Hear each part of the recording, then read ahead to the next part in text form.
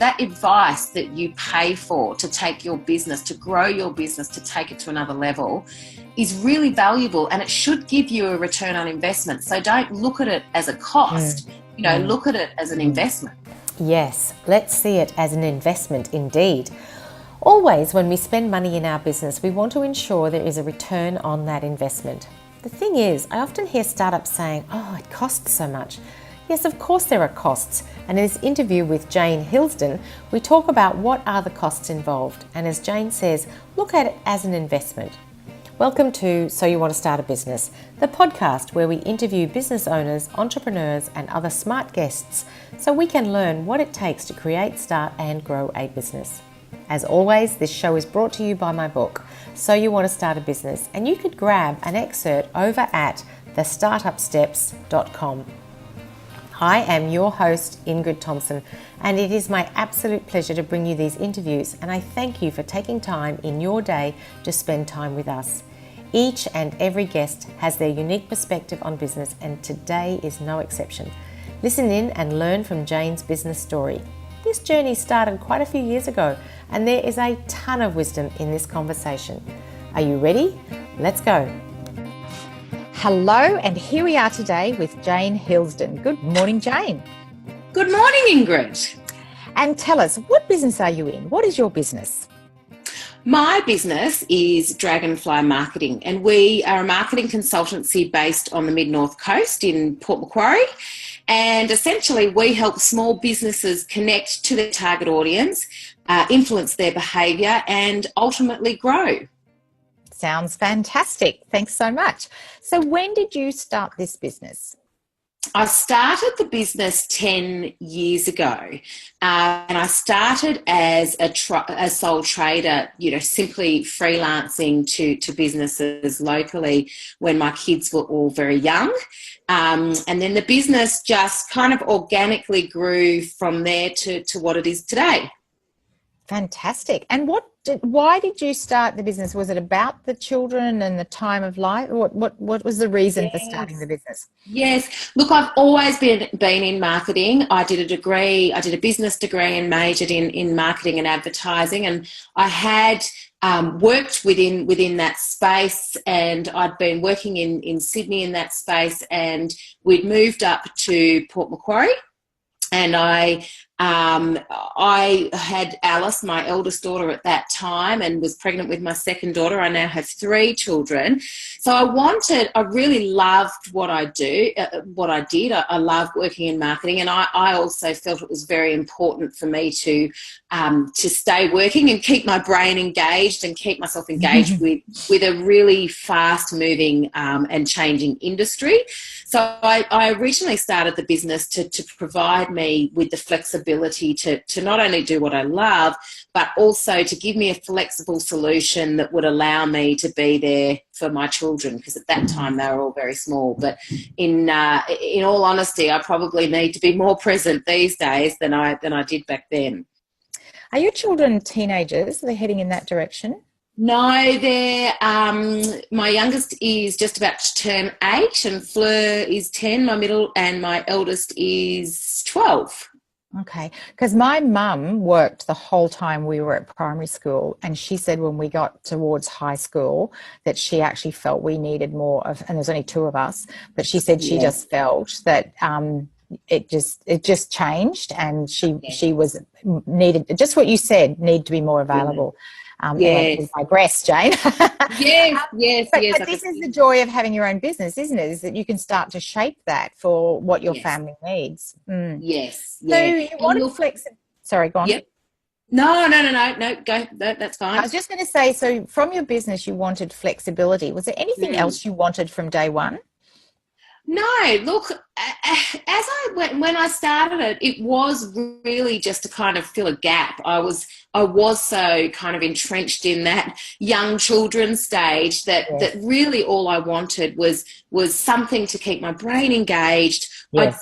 I do really value, making an income as well. So I did actually want to feel like I was contributing to the household financially, even if it was just a little bit.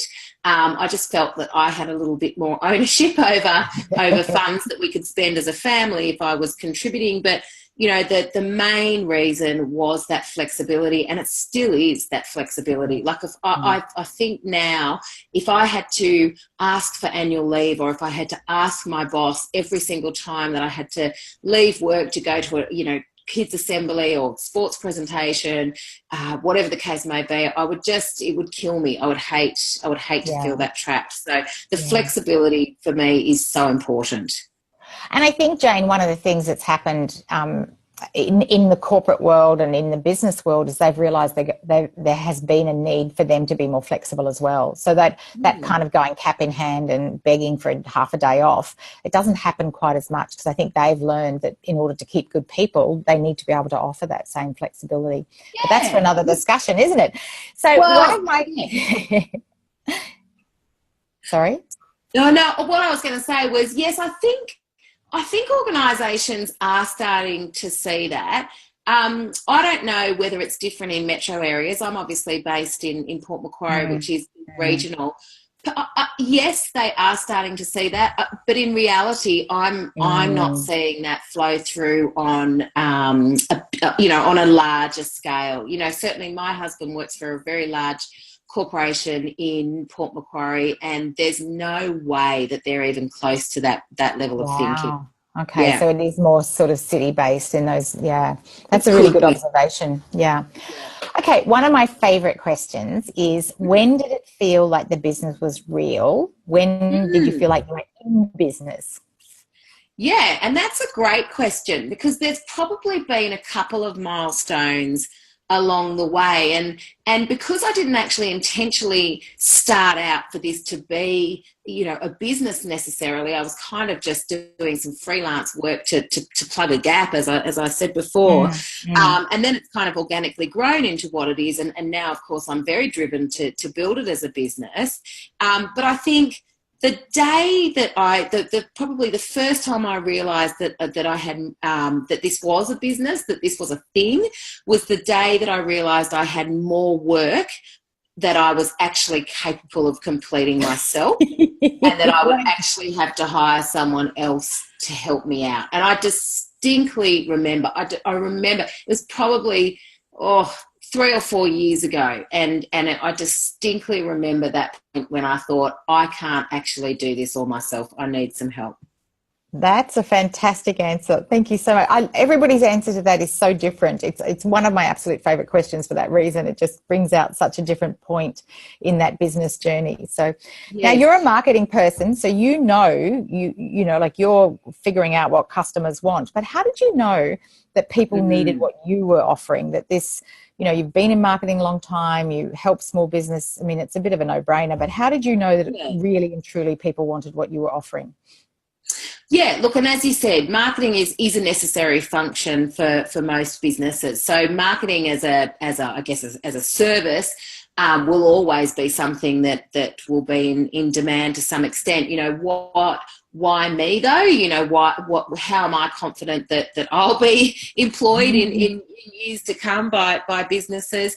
I guess where I get the confidence there is that the majority, and just like any business, I guess, the majority of the leads that I get are generally from word of mouth referrals. So I think, if you're doing a good job, people talk about you and they tell their friends, and then they're, or colleagues or whatever, and that to me is a sign that you're doing a good job. I mean, I guess as a marketer, there's all sorts of things that I do officially to understand whether I'm delivering a satisfactory service. So I'll generally survey clients regularly. I'll, if I run a particular program, I'll then go and survey people who've taken part in that program just to make sure that it's meeting and exceeding expectations.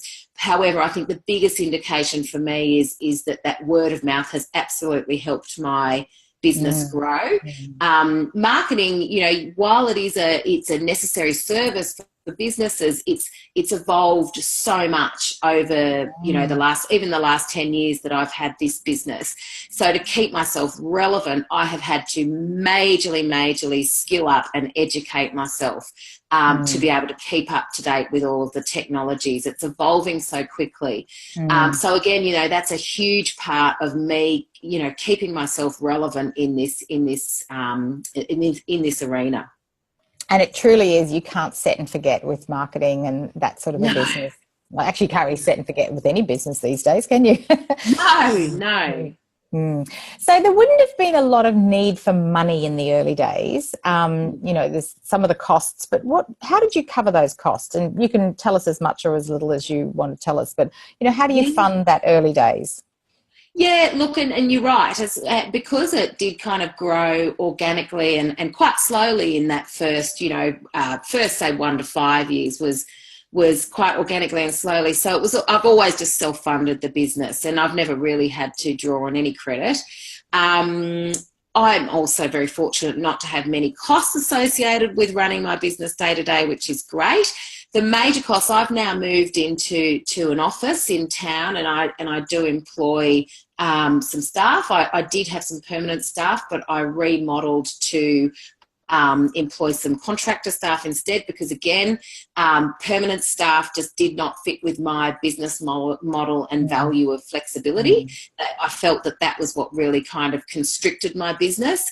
And in order for me to have that flexibility, I need to have a fairly nimble kind of business model. So, but I still pay contractors, obviously. So that and the rent are my major costs, which obviously I can cover. However, I am about to start creating some products that may need some funding beyond my current capabilities. So I think next year I will have to investigate some options as to how I do fund those. Yes, for to make that next leap or that next stage. Yeah, it might take some more money. So if you think back, thank you, and congratulations on self-funding, because I think that's, to really but to contain yourself to just doing what you can pay for at the time. I think there's a lot of value in that from a startup perspective. You can spend money on stuff that's not necessary, and that just puts more pressure, doesn't it? Yes, absolutely. So if you think about your pricing strategies in the early days, and you don't need to tell us how much you charge, but in terms of how did you think about deciding a pricing strategy? Because you'd come from a corporate background, you were now working with a different group of people, you'd obviously been part of a pricing strategy in the past, but tell us how you thought about a pricing strategy. Yeah, look, I would say, Ingrid, that my pricing strategy has probably caused me the most anxiety because it's something, the numbers side of my business was something that I really struggled to get my head around. In my personal life, I've always probably stuck my head in the sand and left financial kind of management to my husband largely, because it just didn't really interest me. And so when I got to my business, trying to understand what I should be charging and working out break-even points and all that sort of stuff just didn't come naturally. So in the beginning, I basically just set a price. It was way too low. Like I've always had a problem with undervaluing myself. And I guess I really didn't know what to charge. I kind of knew what I was being charged out at in Sydney, because I did quite a bit of freelance work in Sydney. But I thought this is completely different because it's a regional area. I'm dealing with smaller businesses with lower budgets. I really had no idea. And so, of course, I went in far too low. And then I guess I've kind of just raised the price over the years and, got to the point where I am now. I've been working with a fantastic accountant for the last couple of years who's been able to get me to really understand my numbers to ensure that my pricing strategy is right. And so with him, I have actually raised the prices, not significantly, but I've raised them to a point that's well, I guess that will ensure that I have an income, I get profit, I can actually pay my bills, etc., etc. However, the biggest problem with the work I do, Ingrid, and I'm not sure whether it's the same with you, is that when you're selling your time for money, it's sometimes really hard to estimate how long things are going to take to do. And because every business I work with is so different, and that's not necessarily different industries, or they generally are, but the type of person, the business owner I'm dealing with is different, so different with each client. It's really, really hard to duplicate, what I'm doing for this client and infer, details from that client onto the next one and say, all right, well, I know that, if I'm managing this person's social media, it takes this many hours. Because if I get a client who's, perhaps a little bit more of a micromanager, or likes to have more, revisions and approvals, or, needs to have a more thorough process, then it could be a completely different time, for me to set things out. So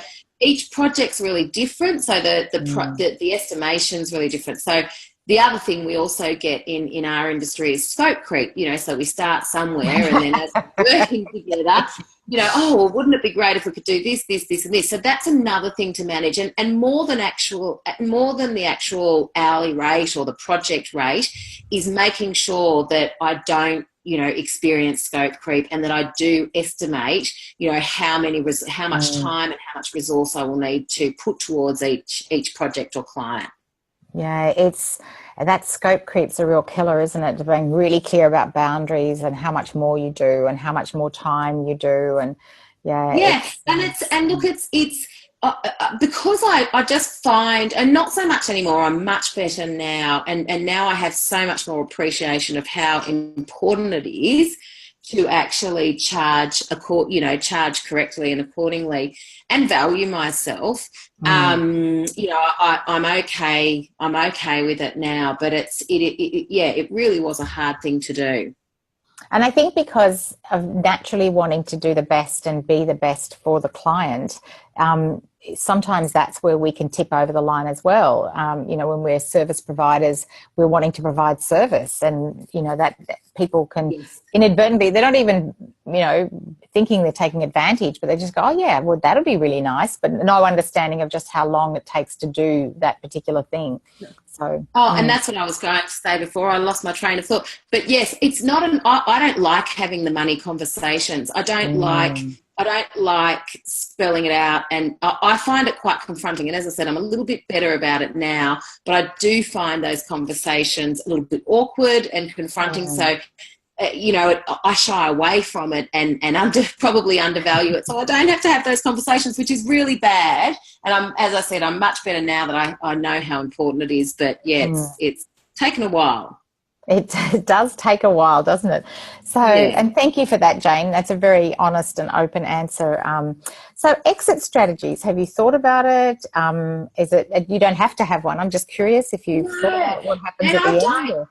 No, and I don't have an exit strategy, and that's probably because I really don't have any plans to exit the business. I'm really enjoying what I'm doing, and probably because this has grown in a much more organic and at quite a slow rate, it's not really something that I've kind of set up to, run and then get out of after 5 or 10 years. And also, to be honest, I haven't probably got the business to a point where I could scale and replicate, where it wouldn't, I'm the key person that's associated with this business at the moment. And at this stage, that kind of works for where I'm at.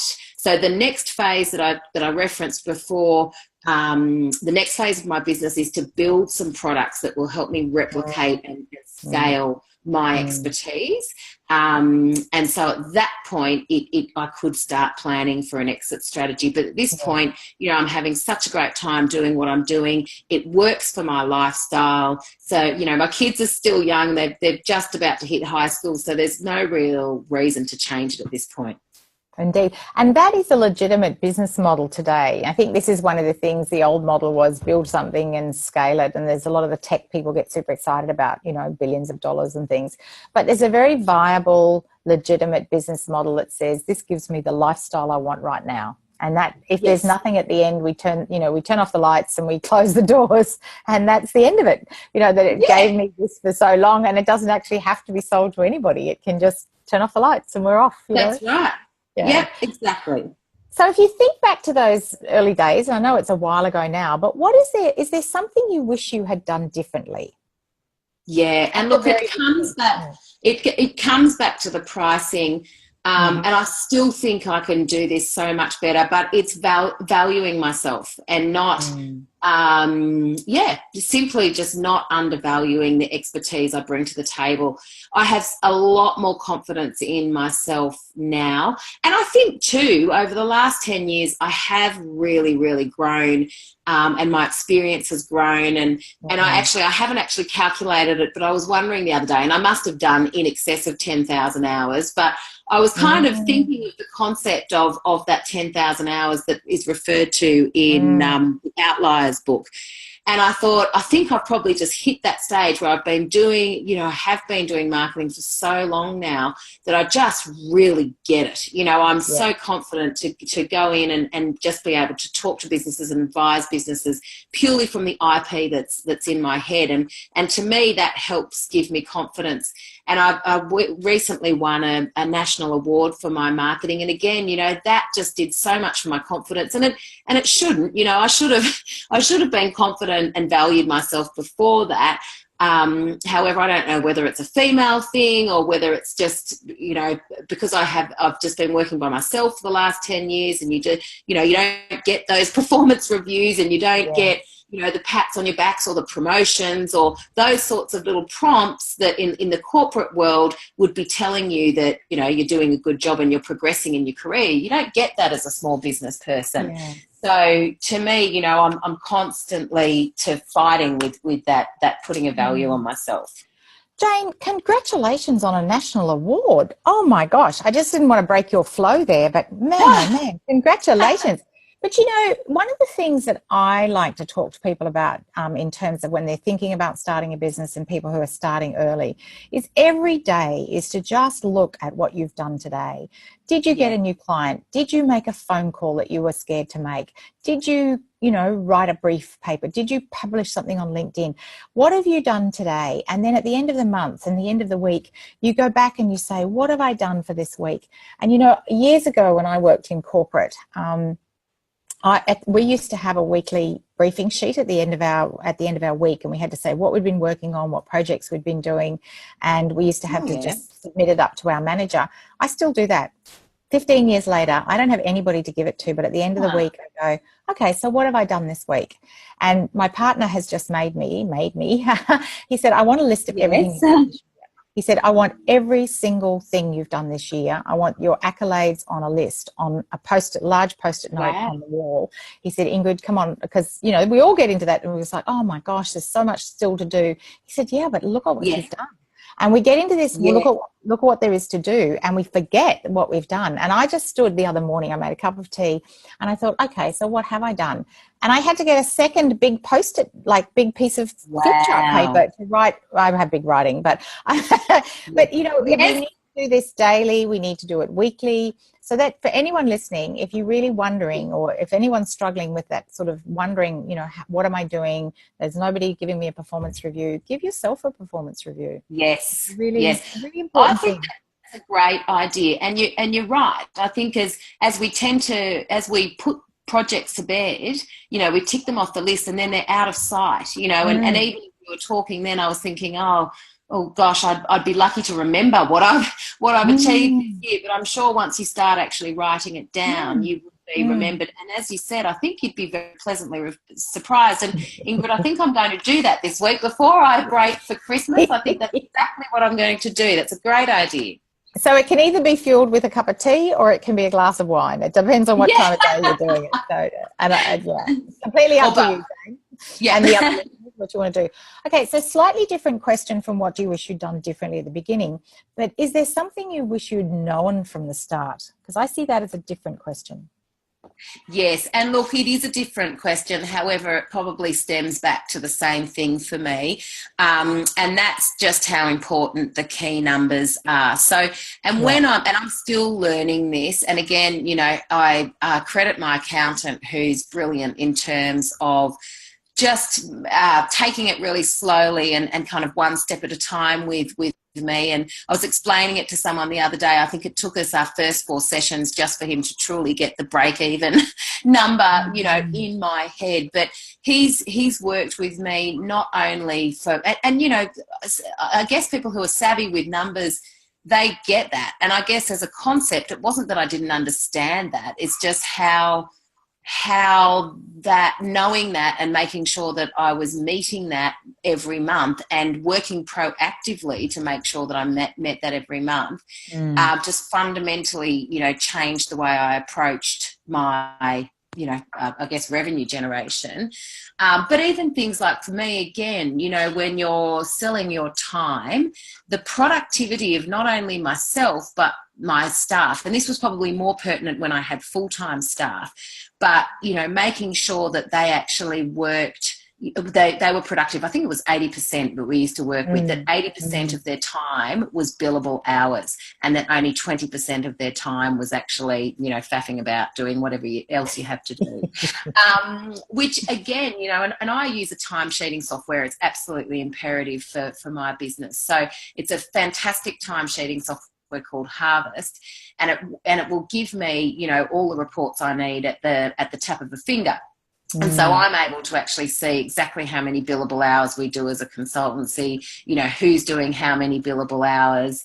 And so I'm able to actually keep track of that, and manage that on a weekly and monthly basis. So those kind of numbers, and again, you know, no regrets, but having known that from the beginning, I just think I would have just probably been a little bit more financially ahead for those first few years. Yeah. So just tell us what that was. Harvest, Harvest. Harvest.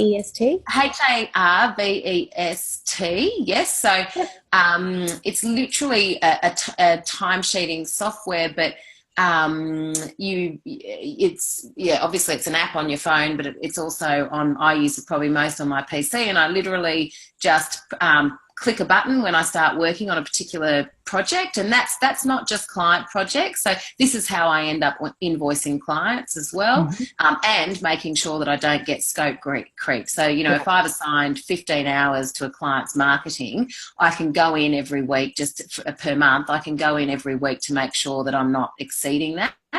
And or vice versa, if I haven't done, you know, if I haven't done enough hours, I can quickly fit a few more jobs in by the end of the month.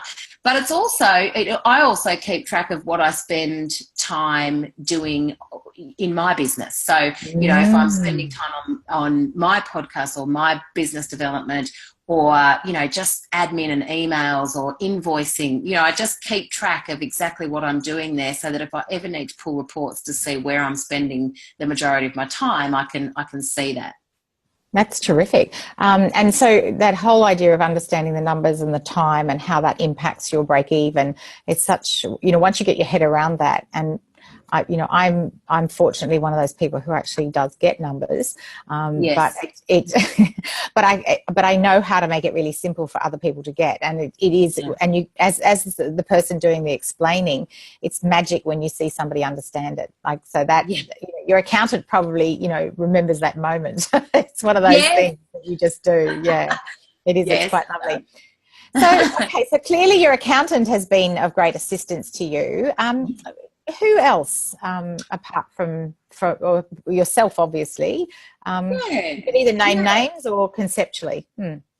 Yeah, look, there isn't any one person in particular that's been of assistance to me. I mean, I guess it takes a village to raise a small business, but there's been several people along the way, and I guess I was thinking about, you know, who has helped me along the way, and I generally tend to build really strong relationships with a lot of my clients. And because I generally do, like especially the retainer clients that I work with, I'll be working with them for years, you know, on a monthly basis. And also being in a small town, you get to know people a lot more. I think you see them more, and the relationship's a lot deeper. So it's funny, but I've actually had several clients become almost like mentors.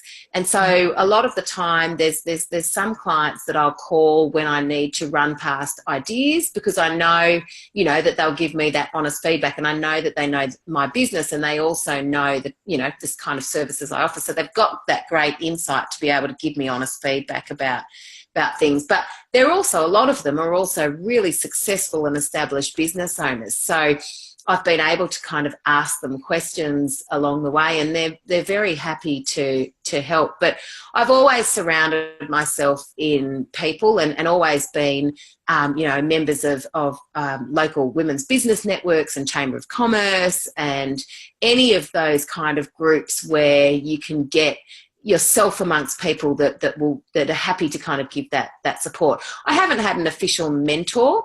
I've certainly paid for business coaching and things along the way, which again, you know, was really helpful at the time. I didn't come from a small business background, so I've forged the way myself. I've had to ask questions. There's no way I could have done this, you know, just relying on my own resources. I just never would have been able to do it. So I think I've always, that's one thing I have done, is always never been afraid to ask questions and reach out if I need help, and just be happy to pay for it too. You know, I've never, you know, I never expect anyone to give it anything to me or any support for free.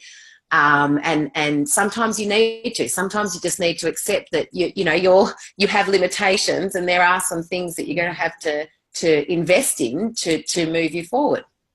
That's such a good point, Jane, because there can be amongst some people that sort of small business mentality of, oh, what, I have to pay for this? You know, it can. Yeah, and what? I have to pay that much? Yes, yeah. And you get what you pay for, you know, and if you want good coaching, then you pay for good coaching. Well, that's exactly right. And, you know, I guess it's just like the line that I use when I'm talking to potential clients and prospects, but it is an investment, you know, that sort of, that advice that you pay for to take your business, to grow your business, to take it to another level, is really valuable, and it should give you a return on investment. So don't look at it as a cost, you know, look at it as an investment. Absolutely. And as is your marketing, as is the investment they make in your marketing. Absolutely. So, well, you talked a little bit there about your customers giving you feedback. Who else gives you feedback, or is that pretty much where you get your feedback from? Yeah, look, that's my feedback, Luke. Yep. I guess in the beginning it used to be friends. I'd reach out to friends and get them to, but you know, a lot of the time they don't really understand the context, and so they might be able to give opinions on a logo, but even still, you know, it's personal opinions. It's not considered business opinions. So I generally just turn to business colleagues now. But you know, my accountant has been able to give me some really good feedback as well, because my accountant is actually a client as well as I'm kind of one of his clients too. So he understands obviously the service that I give on a client level. Oh, so that's he's handy. That's good. Yeah. So 3 characteristics that you have that have made you successful. Now you've alluded to a few as we've been talking, but what are your 3? What 3 do you think you have that make you successful? Oh, okay. Well, they might be different to what I've alluded to, but the characteristics, like these are personal characteristics and traits that I've listed. And so I think tenacity and grit, definitely. That's one. Prioritize the ability to be able to prioritize building relationships, I think, and that's probably something that's come to me quite recently, because again, I think I build relationships quite naturally, and I never really thought that it was something that, you know, I guess some people don't do. And it's just so valuable. It's so valuable being able to build those relationships. They offer so much that you probably can't tangibilize. And the other one is that I'm very ambitious. So, and I think that probably maybe sits in the same category as tenacity and grit, but that ambition and tenacity and grit is just so important when you want to start a small business. There's, I've had last couple of years and there have been points where it has been really, really, really hard. And I can imagine there would be, a lot of people that would have given up, but I didn't. And I'm out, the other side of those hard times now. But I think you need to just have that thick skin and the ability to kind of dig deep and stick with it. And stick with it, indeed. And, I think that's when we look at our recognition of what we've achieved, I think that helps with that as well, is that you have the grit and the determination and the ambition, and then you look back and you see what's behind and you keep going forward, because it's like when you're climbing, I don't know if you've done bushwalking or climbed up cliffs or anything like that, and you just think, oh man, could I put one more foot in front of the other? And then you look back and you think, oh man, look how far I've come, and so it just gives you that, oh, okay, well, if I've done that, well, I can do this, Yes. Oh, absolutely. Absolutely. So someone comes to you, and they possibly do because you're in a community where you stand out as a small business owner, and says to you, oh, Jane, I'm thinking about starting a business. What do you say to them? Well, I would always encourage someone to start their own business, because it's so rewarding, and it's something that I think can just be such a wonderful, wonderful thing. I don't think everybody is a business owner. I think there's employers and there's employees. And while I would never, say to somebody, I don't think that's going to work, I would just, obviously be very encouraging, but just say gently that it is a lot of hard work. And probably just offer them to be a sounding board, or if they ever need to chat about it, to talk to me, because it is something that can be a really kind of lonely journey. And even if you are starting a business with 10 people, kind of, if you're lucky enough to start a business with a staff of 10 people, you still sit as quite isolated, I guess, as the business owner. You'll never be kind of one of the general staff, or the people that work for you. So it can be quite lonely, I think, sometimes. So I think I would encourage them and try and let them know that it is a bit of hard work, and certainly offer my ear if they ever needed to chat. Oh, that's very lovely. Good for you. Because I think especially in your community, I mean, people would look up to you and see you for what you are.